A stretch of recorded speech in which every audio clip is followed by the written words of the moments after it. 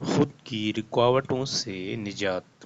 انسانی زندگی میں کامیابی اور ناکامی کی کئی اسباب ہوتے ہیں۔ عام طور پر انسان اپنی ناکامیوں کا ذمہ دار دوسروں کو ٹھہراتا ہے، جیسے معاشرہ، حالات یا دیگر افراد، مگر حقیقت یہ ہے کہ اکثر اوقات انسان کی سب سے بڑی رکاوٹ خود اس کی اپنی ذات ہوتی ہے۔ انسان کا اندرونی دشمن نہایت ذہین ہوتا ہے۔ خود کو نقصان پہنچانے والے رویے ہمیشہ واضح نہیں ہوتے، بلکہ اکثر آرام، سستی یا ٹال مٹول کی صورت میں سامنے آتے ہیں۔ انسان یہ سمجھتا ہے کہ وہ خود کو بچا رہا ہے، مگر در حقیقت وہ اپنی ترقی کی راہ میں رکاوٹ ڈال رہا ہے۔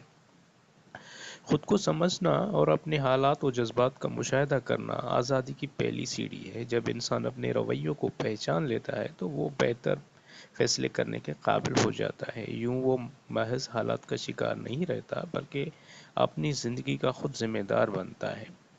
بہانوں کے نقصانات۔ بہانے وقتی سکون تو دیتے ہیں، مگر طویل مدت میں انسان کو پیچھے دھکیل دیتے ہیں۔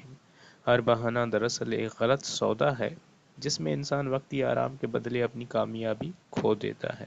خوف، غصہ اور عدم تحفظ جیسے جذبات کمزوری نہیں، بلکہ انسان کے اندرونی حالات کی نشاندہی کرتے ہیں۔ اگر انسان ان کا سامنا کرے تو وہ خود کو بہتر طور پر سمجھ سکتا ہے اور اپنی شخصیت کو مضبوط بنا سکتا ہے۔ مزید یہ کہ حقیقی تبدیلی بڑے اقدامات سے نہیں، بلکہ چھوٹے اور مستقل فیصلوں سے آتی ہے۔ روزمرہ زندگی میں معمولی مثبت تبدیلیاں انسان کو آہستہ آہستہ کامیابی کی طرف لے جاتی ہیں۔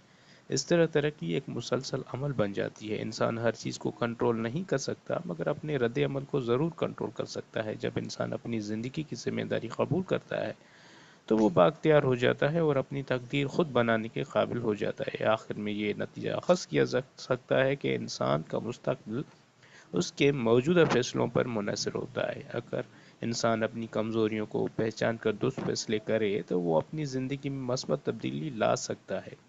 کامیابی کا راستہ خود احتسابی، شعور اور ذمہ داری سے گزرتا ہے۔ جب انسان اپنی رکاوٹوں کو پہچان کر ان پر قابو پا لیتا ہے تو وہ اپنی حقیقی صلاحیتوں کو بروقار لا سکتا ہے اور ایک کامیاب زندگی گزار سکتا ہے۔